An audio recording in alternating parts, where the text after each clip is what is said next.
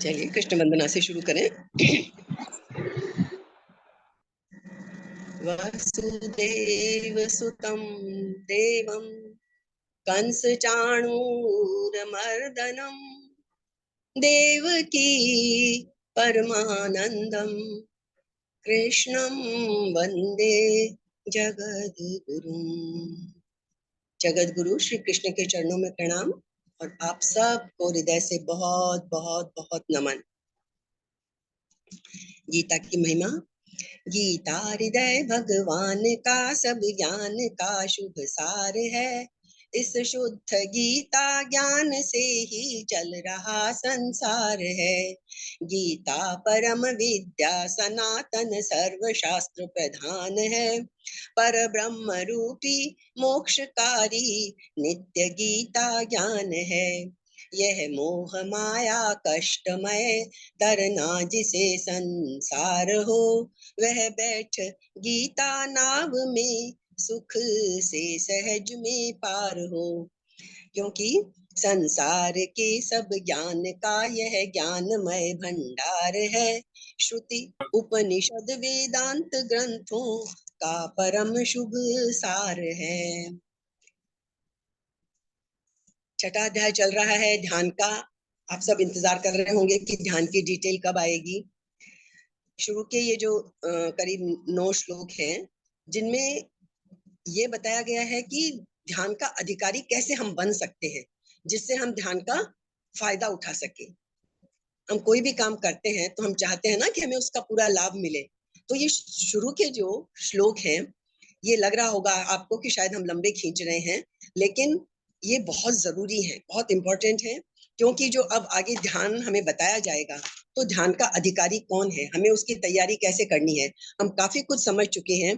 फिर भी हम थोड़ा सा इसको करके फिर हम आगे के श्लोकों पे बढ़ेंगे। अभी तो हमने ये पिछली बार देख लिया था कि श्री कृष्ण जिस संन्यास की बात कर रहे हैं ना, वो कोई उदास जीवन से हारा हुआ व्यक्ति या ऐसा संन्यास नहीं है।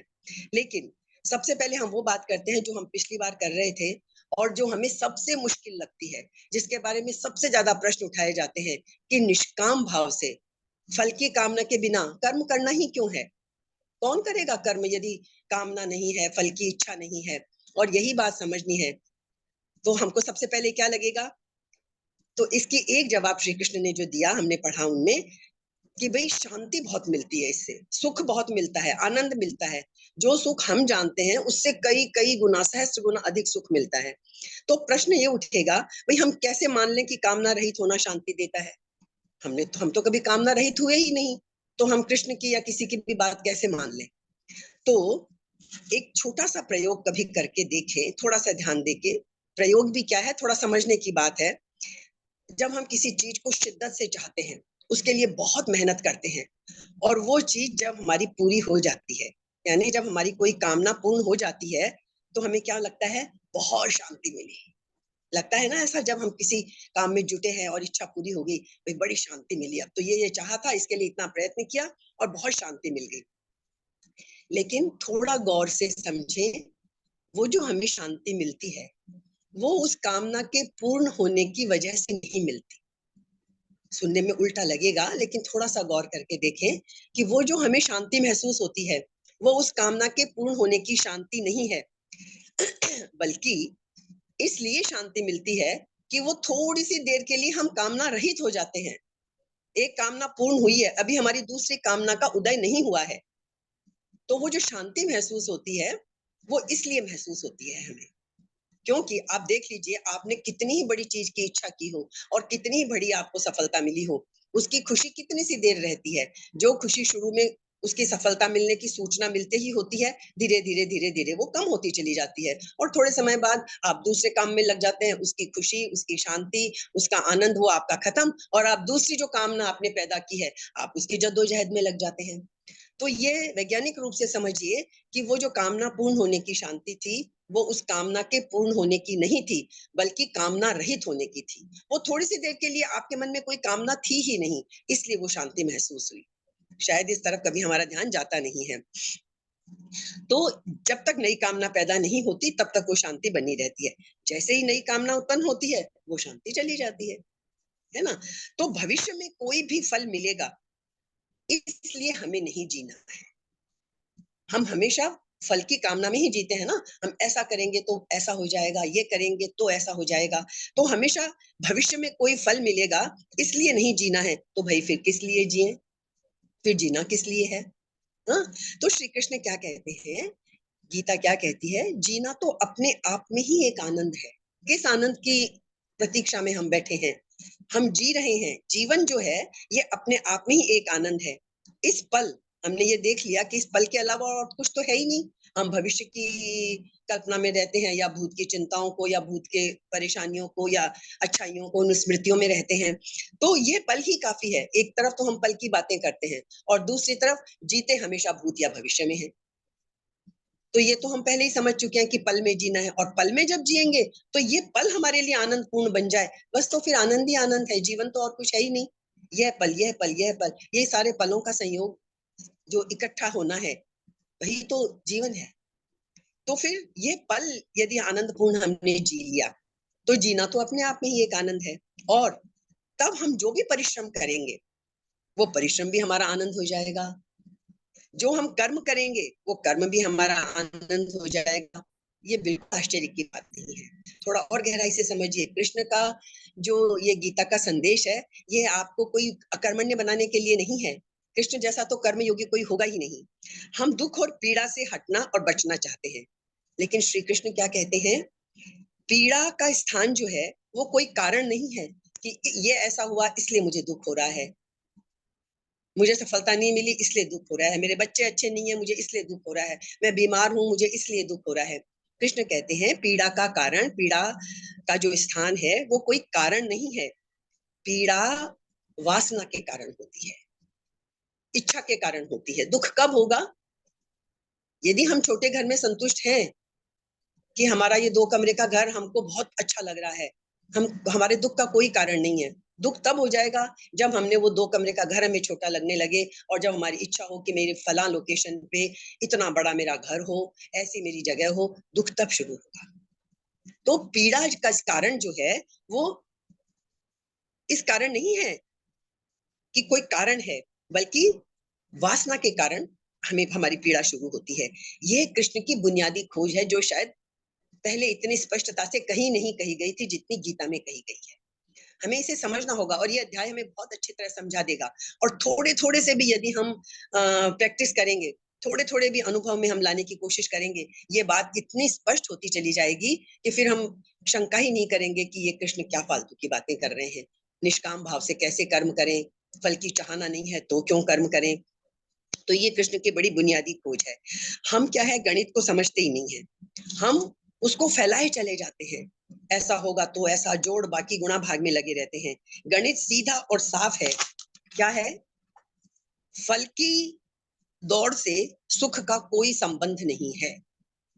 ये बात जिस दिन समझ में आ जाएगी, फल दौड़ से सुख का कोई संबंध नहीं है, सुख का संबंध कर्म में रस लेने से है। बहुत ध्यान से समझनी है हमें। कर्म बहुत करना है। कृष्ण तो अकर्मण्य बैठने को एक क्षण भी नहीं कहते, लेकिन वो क्या कहते हैं, जो कर्म कर रहे हो ना उस कर्म में रस लेना शुरू कर दो। तो कर्म में रस लेना जो है, सुख हमें उससे मिलेगा। और जो फल की कामना हम कर रहे हैं, यदि हम कर्म में रस लेकर करेंगे तो वो फल तो मिलना ही मिलना है। जिस फल की कामना से हम वो कर्म कर रहे हैं वो तो हमें अपने आप मिलेगा, कई गुना ज्यादा होके मिलेगा। लेकिन तब मिलेगा जब हम फल की कामना नहीं करेंगे, फल का इंतजार भी नहीं करेंगे, बस जो कर्म कर रहे हैं उसमें पूरा रस लेंगे।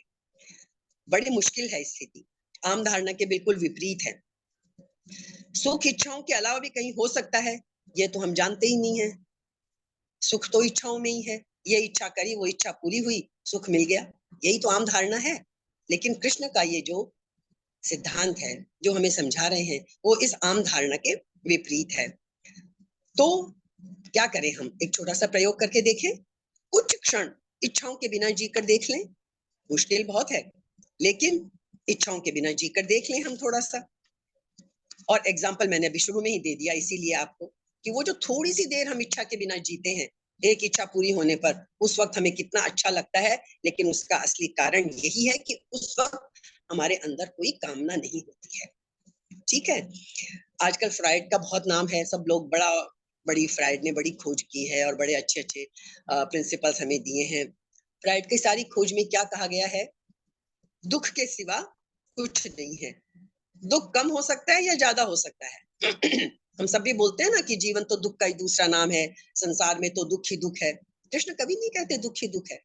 आपको बाकी सब ये कहते मिलेंगे कि जीवन है, जीवन में दुख है ना? तो फ्राइड भी कहता है कि जीवन में दुख के सिवा कुछ है ही नहीं। दुख कम या ज्यादा हो सकते हैं, किसी के कम किसी के ज्यादा, लेकिन है दुख ही बस, है ना? लेकिन कृष्ण बुद्ध ये क्या है, ये फ्राइड पर हंसेंगे। आधा सच है ये, क्योंकि फ्राइड ने यहीं तक समझा कि इच्छाओं में सुख नहीं है। फ्राइड ने ये तो देख लिया, एक इच्छा पूरी होती है, दूसरा शुरू हो जाती है, दुख है। लेकिन फ्राइड बेचारा उससे आगे सोच ही नहीं पाया जहां कृष्ण की सोच गई थी। तो इच्छाओं से रहित व्यक्ति को जीवन में कल्पनातीत सुखों की वर्षा हो जाती है, ये कृष्ण हमें समझाते हैं। हम कल्पना ही नहीं कर सकते, हम खाली इच्छाओं के पूरी होने पर सुखों की कल्पना करते हैं। कृष्ण जो रास्ता हमें बता रहे हैं वो तो हमारी कल्पना से परे का रास्ता है। जितने सुख और कल्पना का आनंद की हम कल्पना करते हैं, उससे कई गुना ज्यादा है वो। हमने ये भी देख लिया कि श्री कृष्ण जिस सन्यास की भी बात करते हैं, वो सन्यास वैसा नहीं है कि कोई उदास है, जीवन से हारा हुआ है, थका हुआ आदमी, उसको सन्यासी नहीं कह रहे कृष्ण, बिल्कुल नहीं कह रहे, है ना? कृष्ण जिस सन्यास की बात कर रहे हैं वो हंसता हुआ, नाचता हुआ सन्यास है। उस सन्यास की होठों पर बांसुरी है, जैसी कृष्ण के। कृष्ण युद्ध में भी जो ऐसा संदेश दे सकता है, जो बड़ी से बड़ी विपत्तियों में भी कृष्ण का जीवन हम जानते हैं। वो तो कृष्ण को तो जैसे थाली में परोस परोस के पैदा होते से ही दुख मिले थे, जिनको हम दुख कहें दुनिया की नजरों में। लेकिन कृष्ण ने कभी उन्हें दुख तो नहीं माना, है ना? तो कृष्ण का सन्यास भी दुख वाला सन्यास नहीं है, हंसता हुआ नाचता हुआ सन्यास है। हुँ? उदास व्यक्ति दुख से तो बच सकता है। एक और बात ध्यान दे ले, कर्म कामना रहित होना, यदि इसका मतलब हम ये समझ लेते हैं कि फिर तो हमारे जीवन में कोई चाम ही नहीं रहेगा, उदासी आ जाएगी, कोई कामना ही नहीं है, तो फिर क्या जीवन में? बिल्कुल भी नहीं। उदासी में बड़ा फर्क है, निष्काम होने में और उदासी में बहुत फर्क है। उदास व्यक्ति दुख से तो बच सकता है, लेकिन वो सुखी कभी नहीं होगा। यदि कोई उदास हो गया, नहीं भाई मुझे कोई इच्छा नहीं करनी है, तो वो दुख से तो बच जाएगा, क्योंकि उसने कोई इच्छा नहीं की, तो वो दुख से तो बच जाएगा। लेकिन क्या उदास व्यक्ति कभी आपने सुखी होता हुआ देखा है? कभी झूमकर प्रसन्न होता हुआ देखा है? वो सुखी तो हो लेगा, क्योंकि उसे दुख नहीं होगा। सुखी भी नहीं कहेंगे उसे, बस वो दुखी नहीं होगा, क्योंकि वो हर चीज से उदास हो गया है, उदासीन हो गया है। लेकिन कृष्ण कृष्ण की गीता कभी ये नहीं कहती कि आप उदासीन हो जाओ और दुखों से दूर हो जाओ। कृष्ण तो कहते हैं आप खूब कर्म करो, कर्म में डूबो, कर्म में इतना रस लो कि आपका जीवन सुख ही सुख से भर जाए, क्योंकि कर्म के बिना तो हम एक क्षण भी रहेंगे नहीं। और जब उस कर्म में ही हमको सुख मिलने लग जाएगा, तो फिर उदासी भी नहीं रही, दुख भी नहीं रहा। बहुत गहराई से समझने की चीज है। ऊपर ऊपर से सुन के और अपने आप को जरा तर्क और कुतर्क में फंसाकर और आप असली चीज को भूलने की गलती कभी ना करें। हम क्या है, हम तो कंकड़ पत्थर इकट्ठे कर रहे हैं, छोटी छोटी खुशियां, छोटे छोटे इच्छाएं, छोटे छोटे उद्देश्य बनाकर हम क्या कर रहे हैं, कंकड़ पत्थर। ये कंकड़ पत्थर हमारे हाथ में है, लेकिन जब हमें थोड़ा ज्ञान होता है तो हम छोड़ते हैं, अरे इनको छोड़ दो, है ना, थोड़ी उदासीन हो जाते हैं। लेकिन उससे काम नहीं बनेगा। कंकड़ पत्थर छोड़ने से क्या होगा? उन्हें छोड़कर क्या पकड़ोगे? कृष्ण ये नहीं कह रहे कि सब कुछ छोड़कर बैठ जाओ, कुछ पकड़ो तो सही हाथ में। कंकड़ पत्थर छोड़ना है तो हीरे जवाहरात तो पकड़ो कम से कम। कंकड़ पत्थर भी छोड़ दिए, हीरे जवाहरात भी छोड़ दिए, तो फिर तो खाली हाथ ही रह गए ना, उदासीन के उदासीन रह गए, कुछ भी नहीं मिला। तो ये नहीं, ये कृष्ण का संदेश नहीं है। कंकड़ पत्थर अपने आप छूट जाएंगे जब हमें हीरे जवाहरात दिखेंगे। तो वो हीरे जवाहरात का सुख क्या है, उसको यदि हम महसूस कर लें, तो कौन कंकड़ पत्थर को इकट्ठा करेगा? तो ये निष्काम होना, फल की कामना ना करना, ये हीरे जवाहरात है। और ये जो छोटे छोटे सुख और छोटी छोटी इच्छाएं हैं, ये कंकड़ पत्थर है। तो हमें हीरे जवाहरात पकड़ के तब छोड़ना है ना? तब हमें आनंद की ऐसी लहर दौड़ पड़ेगी मानो बिजली कौंध गई हो, और हम अनुभव करें, क्योंकि हम बिना कुछ किए मानेंगे नहीं। जैसे अभी हमने एक चीज देखी थी कि हम इस तरह महसूस कर सकते हैं जब हमारी एक इच्छा पूरी होती है। कृष्ण कहते हैं सन्यासी अगर आनंदित नहीं है, सन्यासी अगर आह्लादित नहीं है, यदि नाचता हुआ नहीं है, प्रफुल्लित नहीं है, तो श्री कृष्ण कहते हैं वो सन्यासी ही नहीं है। श्री कृष्ण उसको बिल्कुल सन्यासी नहीं कहेंगे जो उदास बैठा है, मुंह लटका के बैठा है। श्री कृष्ण कहते हैं कर्म करो, पूरा करो, इतना करो कि फल डूब ही जाए, तुम्हें फल याद ही ना आए। जब कर्म में एक चीज में डूब जाएंगे, कर्म को इतनी तल्लीनता से करो। भोजन कर रहे हो, भोजन का आनंद लेके तल्लीनता से करो। भोजन खाते टाइम भी चिंता करी, भोजन का भी रस नहीं लिया, क्या फायदा? भोजन करने में जितना टाइम आपने लगाया, जितने क्षण लगाए, क्या किया उस टाइम में? वो जीवन के क्षण तो बेकार गए। भोजन कर रहे हो तो भोजन का आनंद लो। इसीलिए हम बोलते हैं हर काम ध्यान से करो। कोई भी घर से बाहर जाता है, ध्यान से जाना, ध्यान से करना, हर चीज ध्यान से करो। जिस वक्त जो काम कर रहे हैं उसके रस में पूरे डूब जाओ, तो फल को आने के लिए जगह स्थान ही नहीं मिलेगा। आप तो कर्म में इतने डूबे हुए हो। इसलिए जब कुछ सुन रहे हो मन से सुनो, जब कुछ बोल रहे हो पूरी तल्लीनता से बोलो। तो इतने कर्म इतनी तीव्रता से किए जाएं तो फल अपने आप छूटने लग जाता है।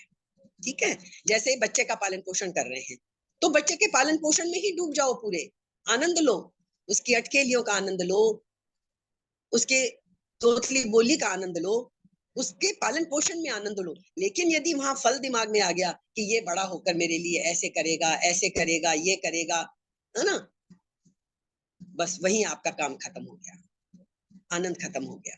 फिर तो आप फल की कामना में, फल की कल्पना में चले गए। तो बच्चे की हर क्रिया में आनंद लो। बच्चे को बड़ा करना अपने आप में ही एक आनंद है। उसमें ये सोचने लग गए कि बड़ा होके मेरी भविष्य, अपनी कामना डाल दी, फल की इच्छा डाल दी, वो आनंद खत्म हो गया। बच्चे को तो जो देना है वो वही देगा, जो आपकी किस्मत में, जो उसके साथ कार्मिक अकाउंट है, मिलना वही है आपको। लेकिन आपने उसको पालन पोषण का जो समय था, जो आप बहुत खुशी से बिता सकते थे, आपने उसमें भी वो कामना डाल दी, फल की आसक्ति डाल दी। तो आनंद तब हमें पता चलेगा जब हम कामना और फल की आसक्ति छोड़ देंगे। तो 3 बातें यहाँ आई हमारे सामने, हम इसको समराइज करके खत्म करते हैं। 3 बातें आई, फल की आकांक्षा, संकल्प जिसकी हमने पिछली बार बहुत चर्चा की थी, संकल्प की प्रक्रिया और अहंकार का सघन होना। मैं ये करूंगा, मुझे फल मिलेगा। ये तीनों गृहस्थी की व्यवस्थाएं हैं, ये सन्यास की व्यवस्थाएं नहीं है। और गृहस्थ में रहते हुए भी, सब कुछ करते हुए भी, इन तीनों के जो बाहर पहुंच गया, वो गृहस्थी होते हुए भी सन्यासी हो गया। गृहस्थ होते हुए भी वो सन्यासी हो गया, गृहस्थी में रहते हुए भी वो सन्यासी हो गया। ये संकल्प रहित की जो बात है, तो वो आगे बहुत सारे श्लोकों में आएगी, इसलिए हमने इसका विस्तार से खूब अच्छी तरह से वर्णन कर लिया। हम आगे वाला श्लोक पढ़ते हैं। योग की प्रशंसा, कैसे योग की प्रशंसा की है कृष्ण ने, हमने सब देख लिया। अब वो योग हमें मिले कैसे, पाना है ना वो योग हमें, वो बताया है इस तीसरे श्लोक में। आरुरुक्षोर्मुनेर्योगम कर्म कारणमुच्यते योगारूढ़स्य तस्यैव शमः कारणमुच्यते। क्या कहा कृष्ण ने? जो योग समता में आरूढ़ होना चाहता है, समता, समता ही योग है, ये कृष्ण कई बार बता चुके हैं। तो जो योग समता में आरूढ़ होना चाहता है, ऐसे मननशील योगी के लिए क्या करना चाहिए? उसको कर्तव्य कर्म करना कारण कहा गया है। जो योग में आरूढ़ होना चाहता है उसके लिए कारण क्या है? कैसे वो समता में आरूढ़ हो सकता है? वो कर्तव्य कर्म करे। जो कर्म योगी है वो कर्तव्य कर्म करे। हाँ, और तस्य एव योगारूढ़स्य, उस तब वो योगारूढ़ हो जाएगा। और उस योगारूढ़ मनुष्य का शमः कारणम उच्यते, शम शांति, और कारणम परमात्मा प्राप्ति में कारण कहा गया है। जब वो कर्तव्य कर्म करेगा, योगारूढ़ होगा, और योगारूढ़ होगा तो उसे क्या होगी? परमात्मा की प्राप्ति में वो कारण बन जाएगा। थोड़ा और समझ लेते हैं हल्के से इसको। जो योग समता में आरूढ़ होना चाहता है, ऐसे मननशील योगी के लिए निष्काम भाव से, फिर निष्काम भाव सब जगह लगाना जरूरी है। कर्तव्य कर्म करना है, निष्काम भाव से करना है। निष्काम भाव से कर्तव्य कर्म करना कारण है। मतलब क्या है? करने का वेग हमें मिटाना है। कर्तव्य करने का वेग मिटाने में प्राप्त कर्तव्य कर्म करना कारण है। क्योंकि कोई भी व्यक्ति जन्मा है, पला है, जीवित है, तो उसका जीवन दूसरों की सहायता के बिना कभी चल ही नहीं सकता। हम कभी कल्पना नहीं कर सकते कि हम एकाकी जी लेंगे। हमारे जीवन में बहुत सारी बातें महत्व रखती हैं, जो हमारा साथ देती हैं। फिर हमारे पास शरीर है, इंद्रियां हैं, मन है, बुद्धि है, अहम है। ऐसी कोई भी चीज हमारे पास नहीं है जो प्रकृति की ना हो। तो बार बार गीता क्या कहती है कि ये चीजें जो प्रकृति से मिली हुई हैं, जो परमात्मा की नहीं है, प्रकृति से मिली हुई हैं, इन सबको हमें संसार की सेवा में लगाना है, तो हम अपने आप निष्काम होते चले जाएंगे। यही बात बार बार कही गई है कि प्रकृति से मिली हुई चीजों को, जो हमारी नहीं है, हमारा तो सिर्फ वो परमात्मा का अंश जो हमारे अंदर है, सिर्फ वो हमारा है। प्रकृति से मिली हुई चीजों को इस संसार की सेवा में ही लगा दे, संसार की चीजें संसार की सेवा में ही लगा दे, तो इन चीजों का सबका प्रवाह संसार की तरफ हो जाएगा और हमें परमात्मा की प्राप्ति होने लगेगी। तो ये बात हमने अच्छी तरह समझ ली। तो समझ में क्या आया हमें? कर्मों के संबंध विच्छेद से होने वाली शांति जो है वो कारण बनती है। शमः वर्ड आया ना, लेकिन ये शांति भी साधन है, सिद्धि नहीं। गीता हमें कहीं भी अटकने नहीं देती है। शांति योग मिल गया, सिद्धियां मिल गई, गीता कहती है अटको मत, आगे बढ़ो, अंतिम उद्देश्य पे पूरा लक्ष्य रखो, परमात्मा प्राप्ति वो और बड़ा आनंद है। हम थोड़ा सा आनंद मिला, सिद्धियां मिली योग में, हम वहीं अटक गए। तो ऐसे ही शांति मिली और हमारे वाह क्या शांति है भैया, बड़ी शांति है। बस शांति भी साधन है, सिद्धि नहीं है। अटक गए तो फिर बस शांति में ही अटके रहेंगे। उस परमात्मा की प्राप्ति का जो अनिर्वचनीय सुख है, शांति का सुख तो हम मुंह से बोल के भी बता सकेंगे थोड़ा बहुत कि बड़ी शांति है, बड़ी शांति है, लेकिन शांति में भी मत अटको, वो भी साधन है, सिद्धि नहीं है अभी हमारी। विवेक पूर्वक कर्म करने से क्या होगा? कर्मों का राग मिटता है, क्योंकि राग मिटाने की शक्ति कर्म में नहीं प्रत्युत विवेक में है। इसलिए हमने दूसरा अध्याय पूरा इसी पे जोर था कि हमें अपना विजडम, विवेक पैदा करना है।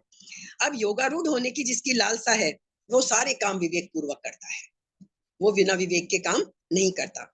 और अब योगारूढ़ अवस्था में भी गीता कहती है यहीं रुक मत जाओ, क्योंकि यदि हम यहीं आके संतुष्ट हो गए तो फिर आगे की प्रगति तो हम करेंगे ही नहीं, क्योंकि हमारी अब हमने तो समझ लिया बस जो मिला वो बहुत है। लेकिन हमारा अंतिम लक्ष्य, साधक को यदि अंतिम लक्ष्य ध्यान रखना है कि मुझे अनिर्वचनीय सुख पाना है, ऐसा सुख जिसका वर्णन पढ़ते हैं वेदों में नेति नेति कि हम बता ही नहीं सकते, जिन्होंने अनुभव किया वो क्या कहते हैं, वो अनिर्वचनीय सुख है, हम उसको शब्दों से बोल के बता ही नहीं सकते वो कैसा सुख है। ठीक है, लेकिन शांति में रुचि है तो वहीं पे रुको मत, उससे भी दूर हट जाओ तो उसकी रुचि भी अपने आप हट जाएगी। और जैसे ही वो रुचि हटी, अब और चीजों से हम ऊपर उठ ही चुके हैं, अपने आप अब बचेगा क्या हमारे पास? वो परमात्मा की प्राप्ति ही बचेगी, वही अंतिम लक्ष्य है जो बचेगा और वो हमें मिल जाएगा। उसके बाद हमें कुछ पाना शेष ही नहीं है, क्योंकि हम अपने घर पहुंच चुके हैं। जो हमारा, जहां से हम चले थे, जो हमारा वास्तविक स्वरूप है, उसको जिस दिन हमने पहचान लिया, उसके बाद हमें और कुछ करने को बाकी ही नहीं रहेगा। इसलिए जिसे शांति कहा है, उसको आगे 14वें अध्याय में बहुत जगह वर्णन आया, इसीलिए हम इस श्लोकों को बहुत ध्यान से कर रहे हैं। अब एक और बात आती है कि योगारूढ़ है कौन? इस तीसरे श्लोक में है ना योगारूढ़, योगारूढ़ कौन है? इसका उत्तर आगे के श्लोक में दे रहे हैं कृष्ण। क्या कहते हैं? यदा हीनेन्द्रियार्थेषु न कर्मस्वनुषज्जते सर्व संकल्प संन्यासी योगारूढ़स्तदोच्यते। कब कहते हैं योगारूढ़ हम उसको? कारण कि जिस समय न इंद्रियों को भोगों में, न कर्मों में, मतलब कहीं आसक्ति नहीं है, ना तो इंद्रियों के भोगों में आसक्ति है, ना कर्मों में आसक्ति है, उस समय सारे संकल्पों का, संकल्प वर्ड इसीलिए हमने इतना समझा था क्योंकि आगे ये हमें समझना बहुत जरूरी था गीता समझने के लिए। उस समय वह सर्व संकल्प सन्यासी, संपूर्ण संकल्पों का त्यागी मनुष्य क्या हो जाता है? योगारूढ़, वो असली योगी बन जाता है। अभी वो योग का प्रयत्न नहीं कर रहा, योगारूढ़ हो गया है। वो योगी बन चुका है, योगारूढ़ कहा जाता है ऐसे व्यक्ति को। किसको? यदा हीनेन्द्रियार्थेषु न कर्मस्वनुषज्जते सर्व संकल्प सन्यासी योगारूढ़स्तदोच्यते, तब वो योगरूढ़ कहा जाता है। तो हमें बहुत अच्छी तरह समझ में आई ये चीज। जिस समय ना तो हमारी इंद्रियों के भोगों में रुचि रहेगी, ना कर्मों में आसक्ति रहेगी, तब सर्व संकल्पों का, हमारा कोई संकल्प नहीं है, हम अच्छी तरह समझ चुके हैं संकल्प कब होते हैं? जब कोई इच्छा पैदा होती है। जब इच्छाएं हमने पिछली बार देखा था ना, इच्छाएं तो बहुत पैदा होती हैं, लेकिन हर इच्छा हमारी कामना जब तक नहीं बनेगी, जब तक हम उसको संकल्प नहीं दे देंगे। जब हम ये सोच लेंगे नहीं ये तो मुझे पाना है, तब हम ये संकल्प जब हम दे देते हैं, तब फिर हम उसको पाने के लिए प्रयत्न करते हैं। तो हमें ना तो कामना करनी है, ना संकल्प करना है। तो फिर जो जो बचेगा, हमने इसका सीक्वेंस पूरा देख लिया, और छोटे-छोटे अनुभव भी हमें करके देखने हैं। हाँ, और समता में कैसे आनंद मिलता है, इसका एक छोटा-सा एग्जाम्पल कभी आप करके देखें। जब हम बेहोशी में होते हैं, कभी आप ध्यान देखिए, हम स्नान करके निकलते हैं, या हम ऐसे ही कभी खड़े हैं, आप कभी सीधे नहीं खड़े होते हैं हम। कभी हम दाहिने पैर पे वजन डाल लेते हैं, कभी बाएं पे डाल लेते हैं, कुर्सी पे भी बैठे हैं तो कभी ऐसे बैठ जाएंगे, कभी ऐसे बैठ जाएंगे। हम सीधे बहुत कम बैठते हैं। समता बीच में है, ना दाएं है ना बाएं है। कभी जीवन में सुबह से शाम कभी एक दिन अपने आप को ऑब्जर्व करें, सोच दें आज और कुछ काम नहीं करना, मुझे अपने आप को ही देखना है। कितनी बार तो मैं बोलता हूँ। कभी एक बार एक डायरी में नोट करके देखें, कितनी बार हम मैं वर्ड का यूज करते हैं, है ना? कभी नोट करें, और होश पूर्वक यदि उस मैं को थोड़ा थोड़ा कम करें, कि चलो आज मैंने 100 बार मैं किया, तो कल मैं थोड़ा 80 बार कर लूं, 90 बार कर लूं। ऐसे करते करते हम इस मैं को भी थोड़ा कम कर सकते हैं। छोटे छोटे से प्रयोग हैं। हाँ? और ये जो देखें, कभी समता में रहते ही नहीं है, रोजमर्रा के व्यवहार में भी समता में नहीं रहते हम, या तो इधर या उधर। तो समता क्या है? वो बीच में स्थित होना। तराजू का पलड़ा ना दाएं झुका है ना बाएं झुका है, बस एकदम लेवल में है। तो ये बैठना भी हमारा कहाँ है? कभी यूं कभी यूं कभी यूं, हम तो बस ऐसे।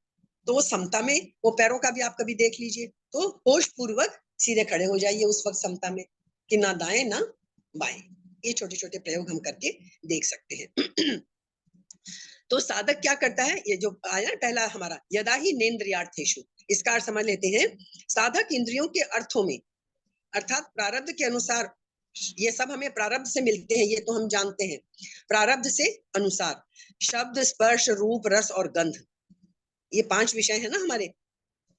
अनुकूल पदार्थ, परिस्थिति, घटना, वीवीजीपी जो हम यूज करते हैं वर्ड, व्यक्ति, वस्तु, घटना, परिस्थिति, इन सब में शरीर के आराम, मान, बड़ाई, इनमें आसक्ति ना करें, इनमें भोग बुद्धि ना करें, इनको ही पाकर हम खुश ना हो जाएं।